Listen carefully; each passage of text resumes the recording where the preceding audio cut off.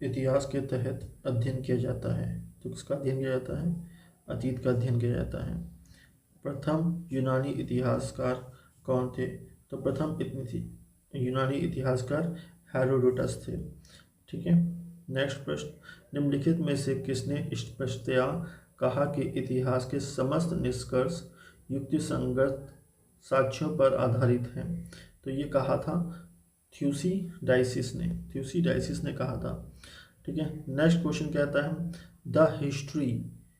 The histories के रचनाकार का नाम क्या है? तो वो है हेरोडोटस है।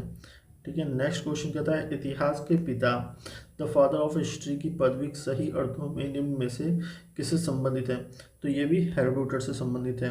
नेक्स्ट क्वेश्चन कहता है इतिहास अपने आप को दोहराता है, यह कथन किसने कहा है? तो यह कथन कहा है हीगेल ने। सबसे महत्वपूर्ण बन जाता है ये क्वेश्चन किसने कहा है? हीगेल ने कहा, जो कि जर्मनी एक दार्शनिक है हीगेल। ठीक है। नेक्स्ट क्वेश्चन कहता है हम इतिहास से यही सीखते हैं कि आदमी इतिहास से कभी कुछ नहीं सीखता, यह कथन किसने कहा है? यह कथन भी हीगेल ने कहा है। ठीक है। आपसे प्रश्न पूछेगा, फिर से ध्यान रखिए, इतिहास आपको दोहराता है, इतिहास अपने आप को दोहराता है, तो ये भी हीगेल ने कहा है। और हम इतिहास से यही सीखते हैं कि आदमी इतिहास से कभी कुछ नहीं सीखता, तो ये भी हीगेल ने कहा है। इतिहास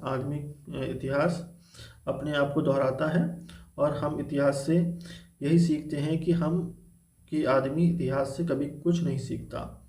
ठीक है। नेक्स्ट क्वेश्चन क्या कहता है किसका कथन है कि समस्त इतिहास वर्ग संघर्ष का इतिहास रहा है? तो ये बात कही है कार्ल मार्क्स ने कही है। नेक्स्ट क्वेश्चन क्या कहता है निम्न में से कौन सा एक इतिहास के विषय में मार्क्स के दृष्टिकोण का संक्षिप्त वर्णन है? तो मार्क्स के दृष्टिकोण से संबंधित क्या है? तो इतिहास शोषक और शोधित वर्गों के बीच संघर्ष का सिलसिला है। ठीक है। ऑप्शन नंबर बी सही हो जाता है। नेक्स्ट क्वेश्चन क्या कहता है निम्नलिखित में से किसने द्वंद्वात्मक भौतिकवाद के सिद्धांत का प्रतिपादन किया है? तो द्वंद्वात्मक भौतिकवाद का प्रतिपादन किसने किया है? मार्क्स ने ही किया है। नेक्स्ट क्वेश्चन, कार्ल मार्क्स ने वर्ग संघर्ष की प्रक्रिया को निम्नलिखित में से किस सिद्धांत की मदद से समझाया था?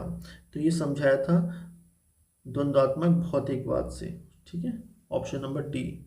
ठीक है। कार्ल मार्क्स ने द्वंद्वात्मक भौतिकवाद के सिद्धांत से समझाया था। नेक्स्ट क्वेश्चन क्या कहता है इतिहास विगत की राजनीति है, यह कथन किसका है? तो यह कथन है सीले का। यह कथन किसका है? सीले का। इतिहास विगत की राजनीति है, यह बात किसने कही थी? सीले ने कही थी। नेक्स्ट क्वेश्चन कहता है ओक्साट, ट्रेवलिन, कॉलिंगवुड और ब्यूरी ये किससे इतिहास की परिभाषा से संबंधित है? तो महत्वपूर्ण हो जाता है इसमें से किसी की भी एक परिभाषा अगर आपको आती है तो आप पकड़ लेंगे। जैसे कि ब्यूरी की परिभाषा क्या है? ब्यूरी कहते हैं ब्यूरी का इतिहास का महत्व वैज्ञानिक नहीं है। ब्यूरी कहते हैं इतिहास का महत्व अब इसमें देखो 4 नंबर का 20 4 है, तो इसका मतलब यही सही हो जाएगा option number A. Option number A सही हो जाएगा। क्या? क्योंकि ब्यूरो ने कहा था इतिहास का महत्व वैज्ञानिक नहीं होता है। ठीक है। ओक्साट ने कहा था कि सच यह है कि इतिहास के अतीत वर्तमान के साथ बदलता है। ओक्साट कहते हैं कि सच यह है कि इतिहास में अतीत वर्तमान के साथ बदलता है। ठीक है। और ट्रेवलिन क्या क्या कहना है? तो ट्रेवलिन का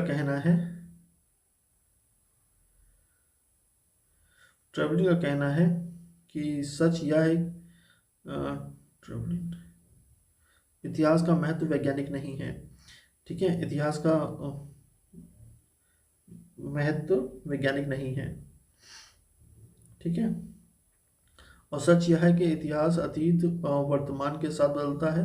तो ये बात कही थी आपकी ओक्साट ने। और इतिहास होता मात्र एक विज्ञान है, इससे कम नहीं, इससे अधिक नहीं। तो ये बात कही थी ब्यूरी ने।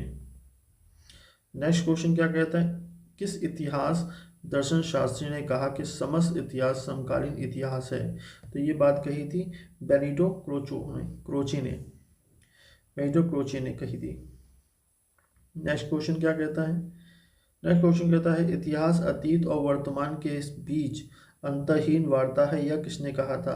तो यह कहा था आपका ई एच कार ने कहा था। इतिहास अतीत और वर्तमान के बीच अंतहीन वार्ता है, ये कहा था ई एच कार ने। तिथियों के साथ प्रयुक्त होने वाला बीसी बीसी किसका संक्षिप्तर है? तो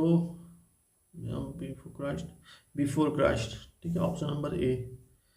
ठीक है, नेक्स्ट क्वेश्चन क्या कहता है? नेक्स्ट क्वेश्चन कहता है तिथियों के साथ प्रयुक्त होने वाला एडी एक पूर्ण रूप है। एडी एक पूर्ण रूप है, एनो डोमिनी का पूर्ण रूप है। वर्ष 50 ईसा पूर्व। 50 ईसा पूर्व किस संबंधित है? जिस वर्ष 150 ईसा पूर्व के बाद आता है। ठीक है, अगला प्रश्न क्या कहता है? वर्ष 1015 किस शताब्दी में आता है? तो ये आता है 11वीं शताब्दी में आता है। ठीक है, नेक्स्ट क्वेश्चन कहता है विक्रम संवत, शक संवत, गुप्त संवत और कलिंग संवत। तो कलिंग संवत जो था वो 3112 था, गुप्त संवत था 3320 और शक संवत 78 और विक्रम संवत 58। तो ये उल्टा क्रम है, तो ऑप्शन नंबर क्या हो जाएगा? ऑप्शन नंबर डी सही हो जाएगा। विक्रम संवत प्रारंभ होता है, तो विक्रम संवत प्रारंभ होता है आपका 58 ईसा पूर्व से, शक संवत 78 ईसा पूर्व से, गुप्त संवत 320 और कलिंग संवत आपका 1038। ठीक है, शक संवत का प्रारंभ किस सम्राट के शासनकाल से हुआ है? तो किस शासनकाल से हुआ है शक संवत का? तो कनिष्क शासनकाल से हुआ है, 78 ईसा पूर्व से। नेक्स्ट क्वेश्चन कहता है भारत का राष्ट्रीय पंचांग नेशनल कैलेंडर किस संवत को आधारित है? तो ये शक संवत पर आधारित है। शक संवत पर आधारित क्या है? भारत का पंचांग आधारित है। ठीक है, नेक्स्ट क्वेश्चन कहता है गुप्त संवत 319 से 320 का प्रारंभ का श्रेय किसे दिया गया है? तो इसको किया है चंद्रगुप्त प्रथम को किया गया है। चंद्रगुप्त प्रथम को गुप्त संवत 319-320 का प्रारंभ करने का श्रेय जाता है। नेक्स्ट क्वेश्चन क्या कहता है? चंद्रगुप्त प्रथम ने गुप्त संवत का प्रारंभ किस उपलक्ष्य में किया है? तो किस उपलक्ष्य में किया है चंद्रगुप्त प्रथम ने? अपने राजरोहण के स्मारकों के रूप में किया है, अपने राज्यरोहण के स्मारकों के रूप में किया है। नेक्स्ट क्वेश्चन क्या कहता है? नेक्स्ट क्वेश्चन कहता है निम्न कथनों में से विचार कीजिए कि नीचे दिए गए कोड में सही उत्तर कौन सा है? विक्रम संवत 58, शक संवत 78, गुप्त संवत 319 और भारत में मुसलमानों का युग 1091 की शुरू हुआ। तो इसमें कौन सा ऑप्शन सही उत्तर है? तो सही उत्तर कौन सा है? 1 और 2 और 3 सही है और चौथा सही नहीं है। ठीक है, 1 और 2 3। ठीक है,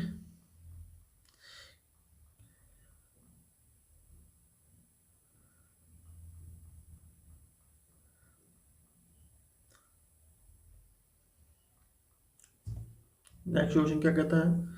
हर्षवर्धन ने 606 ईस्वी में हर्ष संवत की स्थापना किस उपलक्ष्य में की थी? तो किस उपलक्ष्य में की थी? अपने राज्यरोहण के उपलक्ष्य में की थी। नेक्स्ट प्रश्न क्या कहता है? निम्नलिखित में से वह कौन सा संवत है जो कलचुरियों द्वारा प्रयुक्त किए जाने के कारण कलचुरी संवत भी कहलाता है? तो कलचुरी संवत कहलाता है कलचुरी संवत त्रैकूट संवत कहलाता है। कलचुरी संवत कौन सा है? कलचुरी शासक त्रैकूट संवत का प्रयोग करते हैं जो कि 248 से 249 में प्रचलित हुआ। नेक्स्ट,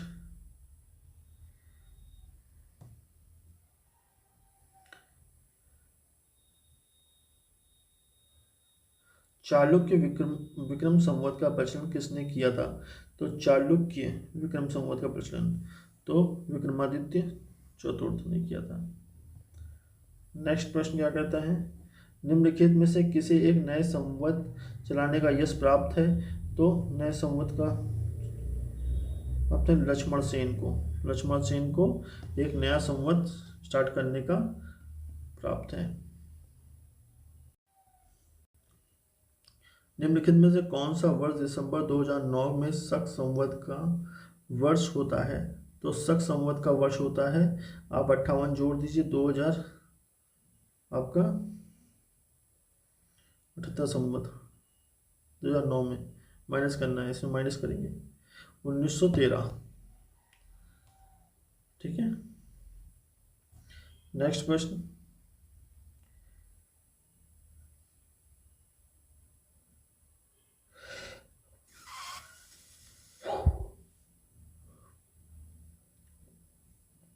विक्रम संवत 2070 को ईस्वी संवत में रूपांतरित करने पर मान होगा।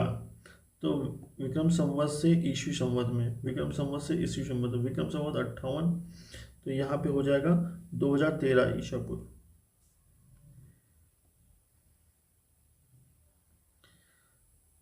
विक्रम शक संवत और से आरंभ के बीच कितने वर्ष का अंतर है?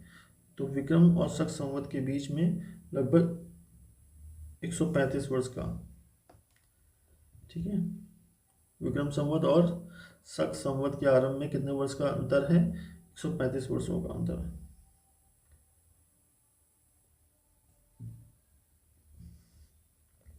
पुलकेशिन प्रथम फर्स्ट का वादमी शिलालेख शक वर्ष 465 का दिनांकित है। यदि इसे विक्रम संवत में दिनांकित करना हो तो वर्ष होगा। तो पुलकेशिन वादमी को शिलालेख शक वर्ष 465 का दिनांकित है, यदि उसे विक्रम संवत में दिनांकित करना हो तो वर्ष 600 ईसा।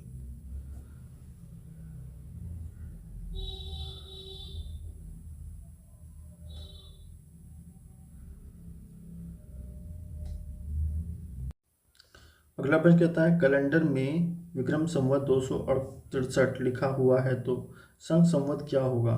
तो 263 लिखा हुआ है और शक संवत क्या होगा? तो उसके लिए क्या करना पड़ेगा? शक संवत, तो इसमें 135 क्या कर देंगे? माइनस कर देंगे। जब 135 माइनस कर देंगे तो ऑप्शन नंबर आ जाएगा 8 1928। ठीक है, जो कि विक्रम संवत और शक संवत में आपस में अंतर होता है। तो 57 प्लस 78, 57 प्लस 78 135। ठीक है, विक्रम संवत और शक संवत के बीच का अंतर कितना होता है? 135 वर्ष होता है। 135 वर्ष को 2063 को प्लस वो कर देंगे, माइनस कर देंगे, तो हमारा विक्रम संवत वो निकल आएगा। नेक्स्ट प्रश्न क्या कहता है? नेक्स्ट प्रश्न कहता है पुरातत्व में स्तर विन्यास सिद्धांत निम्नलिखित में से किसको समझने के लिए प्रयुक्त किया जाता है? पुरातत्व में स्तर विन्यास पद्धति निम्नलिखित में से किसको समझने के लिए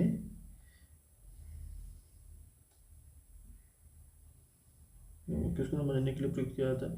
तो इसमें होगा भौतिक अवशेष व क्रमिक निक्षेप। ठीक है, तो ऑप्शन नंबर बी जो है वो सही हो जाएगा। किसी भी प्राथमिक स्थल का जो उत्खनन स्तर होता है उसके विन्यास के सिद्धांत पर आधारित होता है। ठीक है, जैसे कार्बन 14 से क्या कहते हैं, उसका समय काल चेक किया जाता है। नेक्स्ट प्रश्न क्या कहता है? कार्बन 14 तिथि निर्धारण पद्धति का विकास किया, तो किसने किया? विल्डर लिम्बी ने किया था। विल्डर लिम्बी ने किया था। नेक्स्ट पॉइंट क्या कहता है?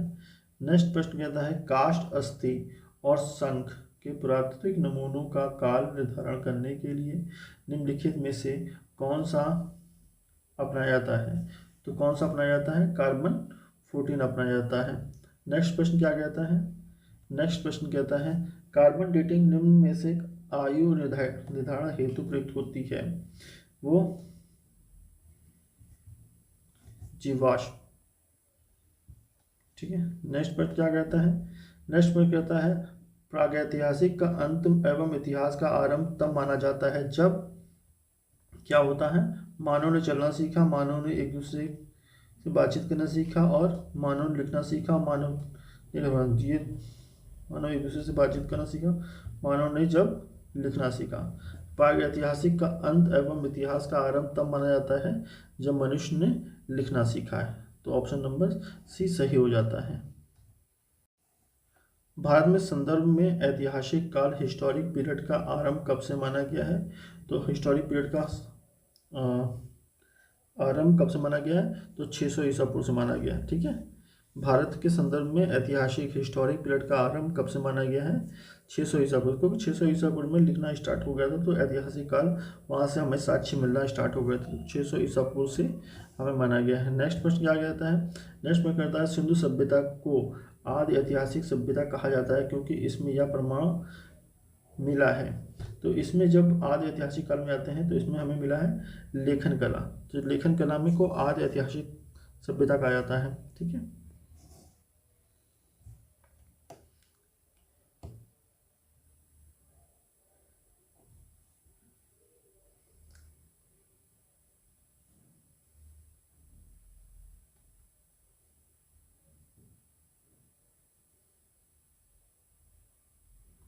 नेक्स्ट में कहता है शक संवत पर आधारित राष्ट्रीय पंचांग नेशनल कैलेंडर का एक चैत्र ग्रेगोरियन कैलेंडर की निम्नलिखित तिथियों में से किस एक से तद्रूप है? तो कब कब से तद्रूप है? तो यह है 22 मार्च या 21 मार्च। ठीक है, चैत्र।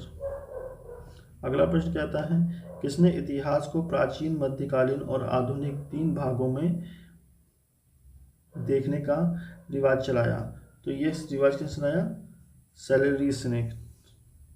ठीक है, इतिहास जो है लिखा हेरोडोटस ने, लेकिन जो इतिहास को 3 भागों में डिवाइड करके उसको बांट कर उसको समझने का जो चलन है वो सेलेरियस ने चलाया था। सेलेरियस।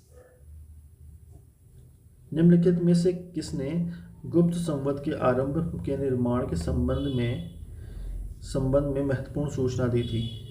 तो सूचना किसने थी? अलबरूनी ने दी थी। ठीक है, गुप्त संवत का आरंभ निर्धारण के संबंध में महत्वपूर्ण सूचना किसने दी थी? अलबरूनी ने दी थी। अलबरूनी एक प्रमुख और फारसी विद्वान था जो कि एक इतिहासकार के भी था। ठीक है, इसने भारत में एक बहुत गहन अध्ययन किया। ठीक है, इन्होंने बहुत ही जानकारियाँ इकट्ठा करी जिसमें भारतीय इतिहास है, संस्कृति है, विज्ञान के बारे में, और ये जानकारी इकट्ठा करके उसने क्या किया? जानकारी अपनी किताबों में दिया। नेक्स्ट क्वेश्चन क्या कहता है? प्राचीन भारत के में इतिहास लेखन की कौन सी महत्वपूर्ण शैली प्रचलित है? तो प्राचीन भारत में इतिहास लेखन की कौन महत्वपूर्ण शैली प्रचलन है?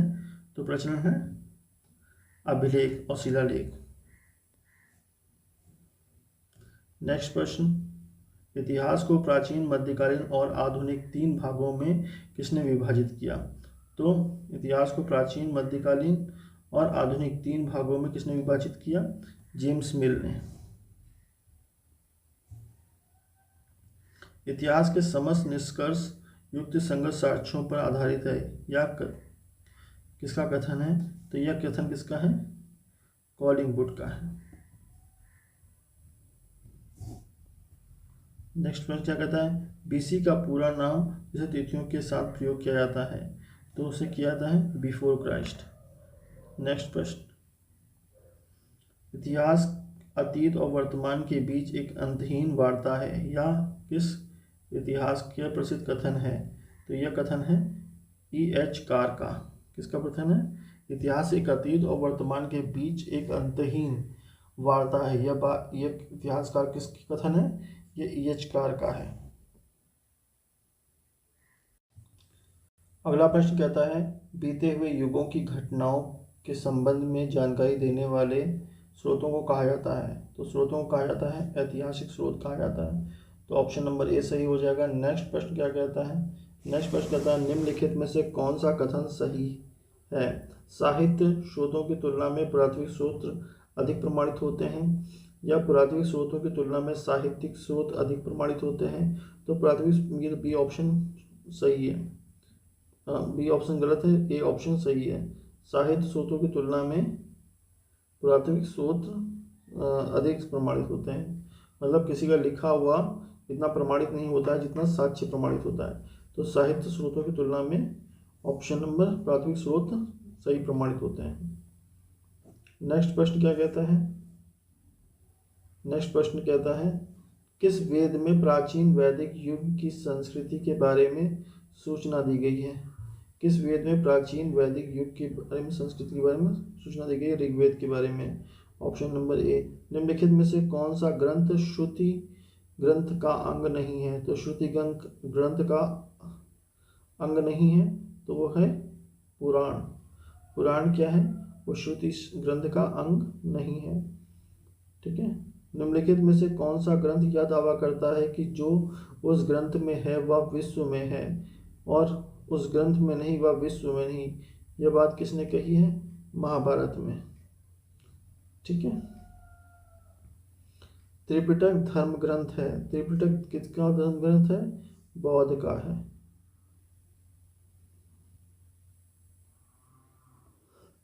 जातक किसका ग्रंथ है? तो जातक बौद्ध।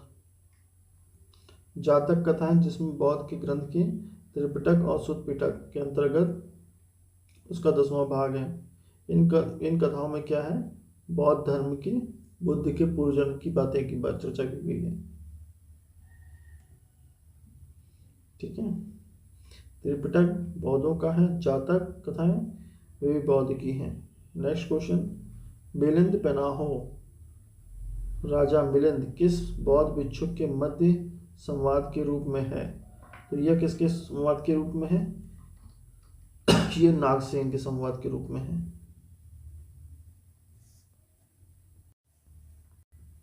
तो किसके संवाद के रूप में है? नागसेन के संवाद के रूप में है। निम्नलिखित में से किसकी तुलना मैकी यावली के प्रिंस से की जाती है? मैकी यावली के प्रिंस से की जाती है तो किसकी वो की जाती है? कौटिल्य के अर्थशास्त्र की। ठीक है। मैकी यावली के प्रिंस एक राजनीतिक और शासकीय कार्य है जो सत्ता के संचालन, राजनीति और शक्ति की नीतियों पर केंद्रित है। इस दृष्टिकोण से एक पुस्तक की तुलना कौटिल्य के अर्थशास्त्र से की जाती है। अर्थशास्त्र में भी एक राजनीतिक और शासकीय शास्त्र है जो कि राज्य की स्थापना, प्रशासन, राजनीतिक और शासन के विभिन्न पहलुओं पर चर्चा करता है।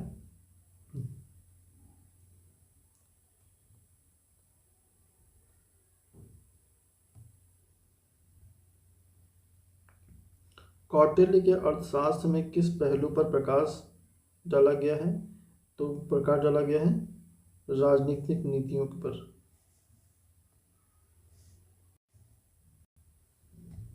कर्ण की पुस्तक का नाम क्या है? तो कर्ण की पुस्तक का नाम क्या है? राजतरंगिणी। अष्टाध्यायी किसके द्वारा लिखी गई है? तो अष्टाध्यायी लिखी गई है पाणिनि जी के द्वारा। महाभाष्य के रचनाकार का नाम क्या है? तो महाभाष्य लिखी है पतंजलि ने।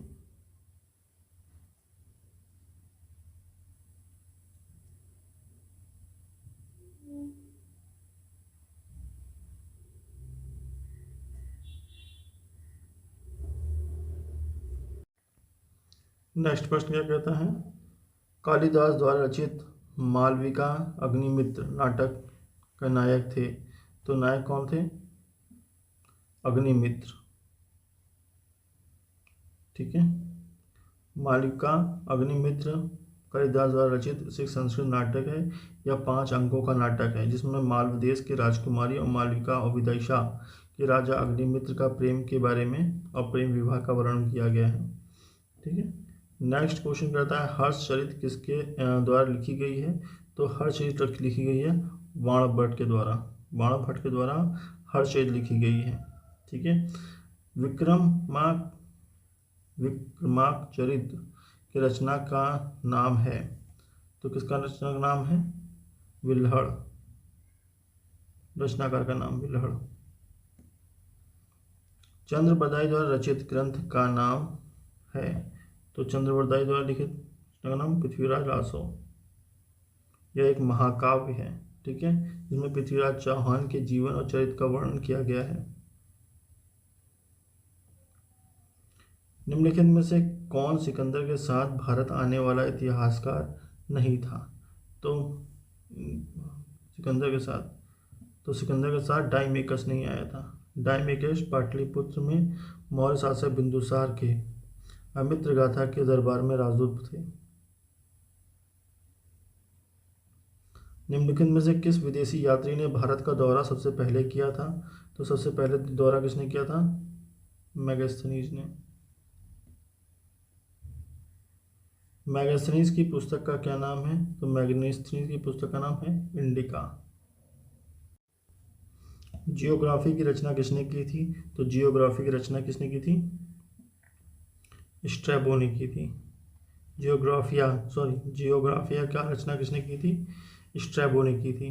ठीक है, ये एक यूनानी भूगोलवेता थे और इतिहासकार थे। प्लिनी की पुस्तक का नाम है, तो प्लिनी की पुस्तक का नाम क्या है? नेचुरलिस हिस्टोरिया प्लिनी की पुस्तक का नाम है।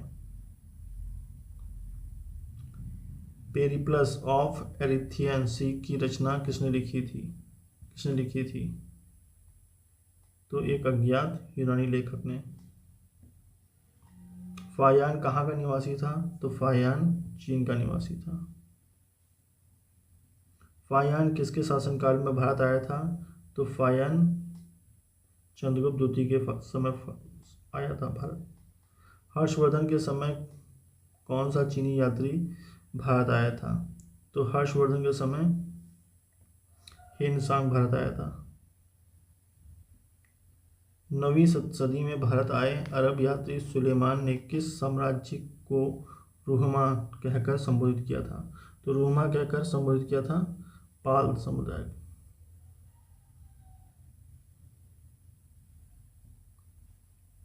अलबरूनी किसके शासनकाल में इतिहासकार था? तो अलबरूनी महमूद गजनवी के शासनकाल में। यात्री इब्न बतूता कहाँ से आया था?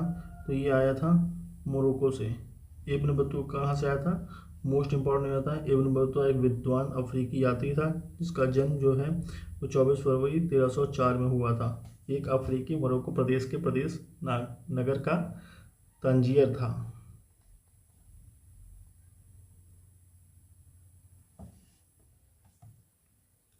दक्षिण अफ्रीका यात्री इब्न बतूता किसके शासनकाल में भारत आया था? तो ये आया था मोहम्मद बिन तुगलक के शासनकाल में। फारस के सुल्तान मिर्जा शाहरुख के राजदूत अब्दुल रज्जाक 1443 से 44 ईस्वी ने किस विजयनगर सम्राट के शासनकाल में विजयनगर की यात्रा की थी? तो विजयनगर की यात्रा किसने की थी? देवराय द्वितीय के समय। ऑप्शन नंबर 2 सही है।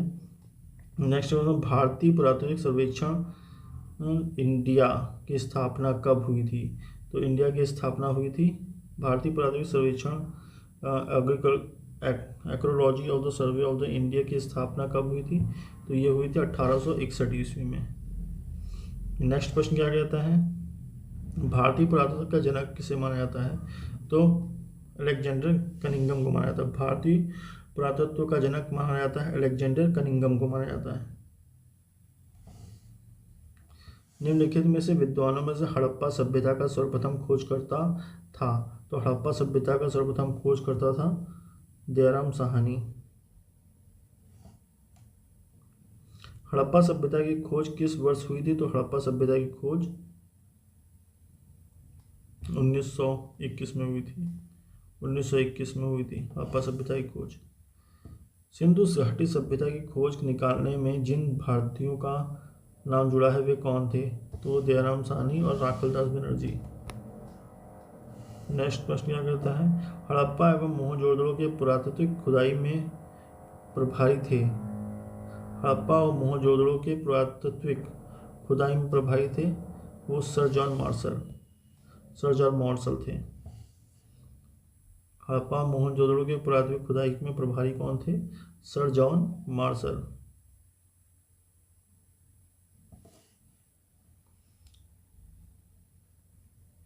न्यूमिस्मैटिक्स क्या है? तो ये है सिक्कों व धातुओं का अध्ययन। न्यूमिस्मैटिक्स क्या है? सिक्कों धातु का अध्ययन है। ठीक है, मुद्रा शास्त्र। नेक्स्ट क्वेश्चन क्या कहता है? नेक्स्ट क्वेश्चन कहते हैं एशिया माइनर स्थित बोगाज कोई एक महत्व इसलिए है कि वो वहाँ से जो भी अभिलेख प्राप्त हुए वह 4 वैदिक देवताओं इंद्र, वरुण, मित्र और नासत्य का उल्लेख मिलता है। अशोक के शिलालेखों को पढ़ने वाला प्रथम अंग्रेज कौन था? तो अशोक के शिलालेखों को प्रथम पढ़ने वाला तो वो था जेम्स प्रिंसेप।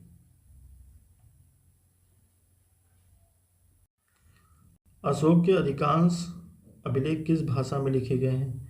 अशोक के अधिकांश अभिलेख प्राकृत और ब्रह्मी भाषा में लिखे गए हैं।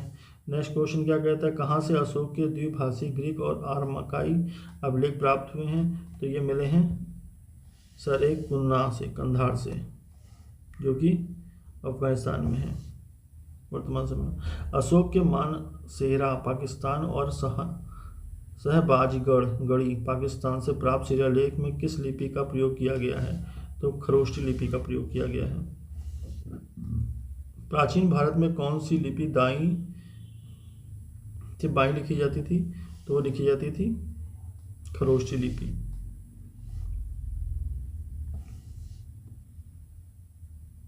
दाएं से बाएं खरोष्टी लिपि लिखी जाती है और देवनागरी लिपि बाएं से दाएं लिखी जाती है। नेक्स्ट क्वेश्चन कहता है हेलियोडोरस का बेस नगर अभिलेख संदर्भित है? तो किसमें संदर्भित है? केवल वासुदेव से। ठीक है, हेलियोडोरस बेस नगर अभिलेख संदर्भित है केवल वासुदेव से। नेक्स्ट प्रश्न क्या कहता है? निम्नलिखित में से कौन सा अभिलेख कलिंग नरेश खारवेल से संबंधित है? तो खारवेल से संबंधित है हाथी गुम्फा। हाथी गुम्फा जो है अभिलेख जो है कलिंग नरेश खारवेल से संबंधित है। खारवेल से कलिंग नरेश खारवेल संबंधित है हाथी गुम्फा। नेक्स्ट क्वेश्चन क्या कहता है? सर्वप्रथम भारत में विशुद्ध संस्कृत भाषा में लंबा अभिलेख किस राजा द्वारा जारी किया गया? तो वो राजा द्वारा जारी किया गया आपका सक्षत्र रुद्रदमन द्वारा। काव्य शैली का प्राचीनतम नमूना किसके अभिलेख से मिलता है? तो मिलता है रुद्रदमन के।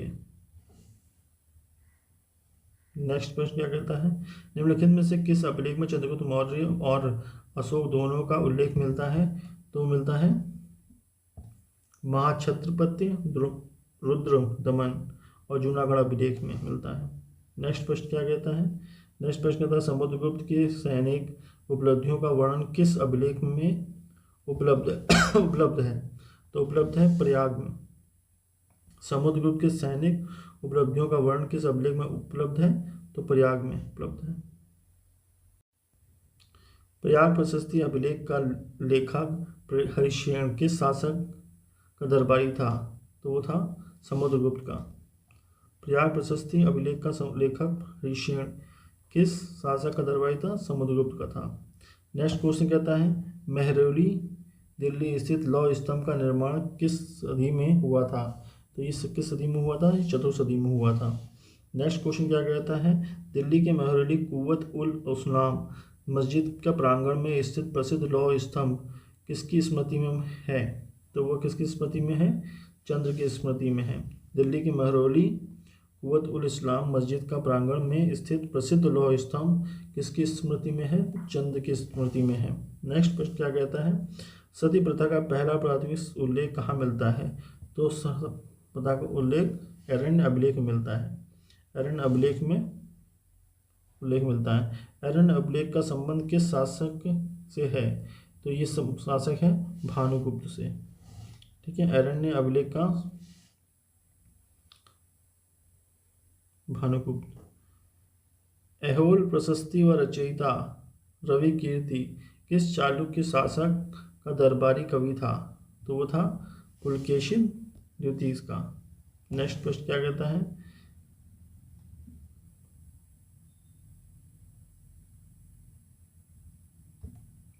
हर्ष और पुलकेशिन द्वितीय के मध्य हुए संघर्ष का जानकारी कहाँ से मिलती है?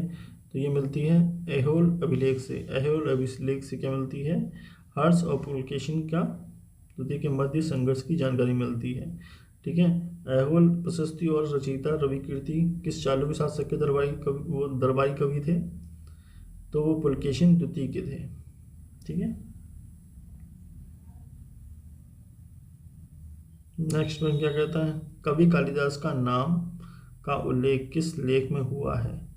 तो कवि कालिदास का नाम का उल्लेख किस लेख में हुआ है? तो ऐहोल के उत्कीर्ण लेख में हुआ है। ठीक है। कवि कालिदास का नाम का उल्लेख किस लेख में हुआ है? ऐहोल उत्कीर्ण लेख में हुआ है। तो ऐहोल उत्कीर्ण लेख से संबंधित क्या क्या हो गया आपको? पुलकेशिन द्वितीय हो गया, हर्ष एवं पुलकेशिन द्वितीय के मध्य संघर्ष की जानकारी कहाँ से मिलती है? ऐहोल से मिलती है। और आपको मिलता है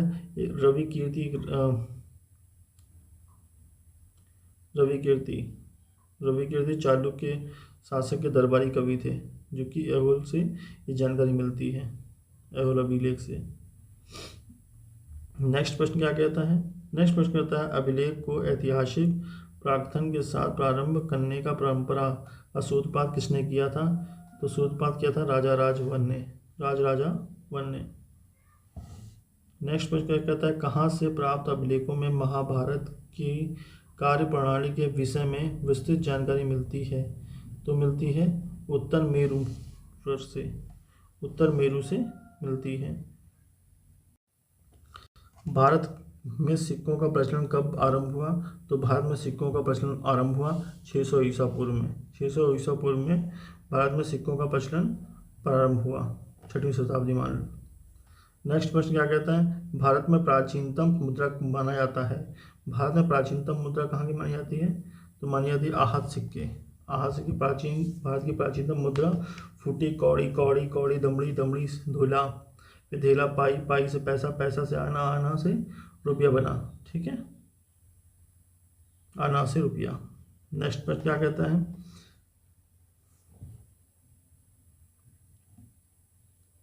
भारत में प्राचीनतम मुद्रा आहत सिक्के थे। भारत में सर्वप्रथम स्वर्ण मुद्राएं किसने चलाई? तो सर्वप्रथम मुद्राएं किसने चलाई? इंडो बैक्टीरिया ने चलाई। नेक्स्ट प्रश्न क्या कहता है निम्नलिखित में किसने सोने का सर्वाधिक शुद्ध सिक्के चलाए? शुद्ध सिक्के सोने किसने चलाए? तो कुषाण ने चलाए। सातवाहनों के समय में मुद्रा सर्वाधिक किस धातु से बने होते थे? तो सर्वाधिक मुद्रा किससे बने होते थे? सीसा, सातवाहनों के समय में। निम्नलिखित में से किसने बड़े पैमाने पर स्वर्ण मुद्रा चलाई? तो स्वर्ण मुद्रा किसने चलाई?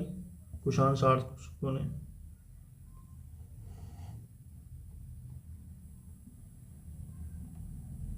सोने के सर्वाधिक सिक्के किस काल में जारी किए गए? तो सोने के सिक्के सबसे ज़्यादा जारी किए गए गुप्त काल में। चलाए कुषाण ने, लेकिन सबसे ज़्यादा सिक्के गुप्त काल में थे। नेक्स्ट प्रश्न क्या बोलता है निम्नलिखित में किस स्थल में रोमन सिक्के मिले थे? तो रोमन सिक्के कहाँ मिले थे? अरिकमेडु में। अरिकमेडु जो कि पुडुचेरी का एक केंद्र शासित प्रदेश है। भीमबेटका किसके लिए प्रसिद्ध है? तो भीमबेटका किसके लिए प्रसिद्ध है? गुफाओं के शैल चित्र के लिए प्रसिद्ध है। प्राचीन काल में भारत के लोग वर्मा को किस नाम से जानते थे? तो वर्मा को किस नाम से जानते थे? सुवर्ण भूमि नाम से थे वर्मा को।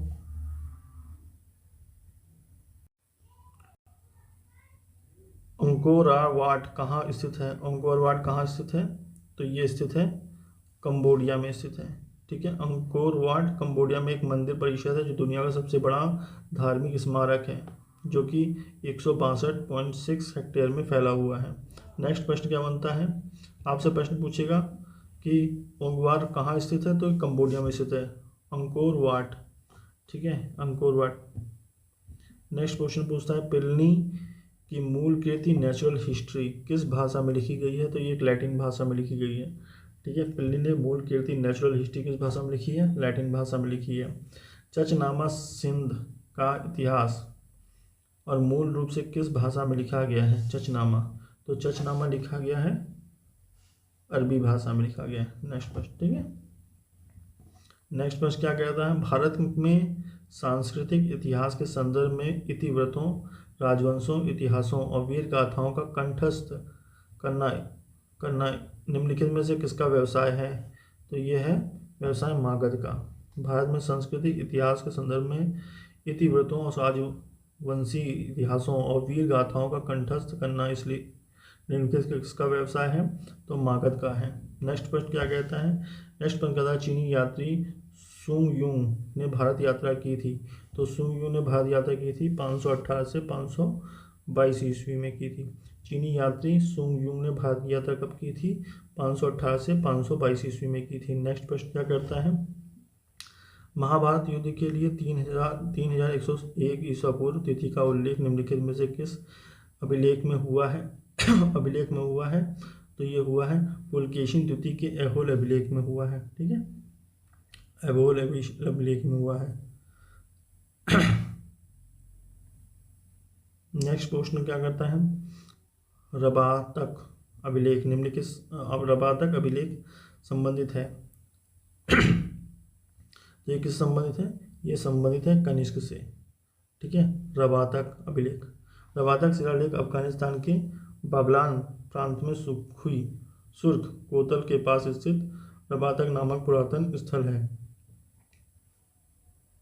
नेक्स्ट प्रश्न क्या कहता है, भारतवर्ष के लिए इंडिया शब्द का प्रयोग सर्वप्रथम किसने किया था? तो सर्वप्रथम प्रयोग किसने किया था? हेरोडोटस ने किया था। भारतवर्ष के लिए इंडिया शब्द का सर्वप्रथम प्रयोग हेरोडोटस ने किया था। नेक्स्ट प्रश्न क्या कहता है, किसने ब्राह्मी खरोष्ट लिपि को उदारचित द्वारचित किया? तो किया है जेम्स प्रिंसेप ने किया है। नेक्स्ट प्रश्न क्या कहता है, निम्नलिखित में से प्राचीन भारत में कौन सी लिपि दाहिने से बाईं ओर लिखी जाती है? तो दाहिने से बाईं ओर लिखने वाली खरोष्ट लिपि है।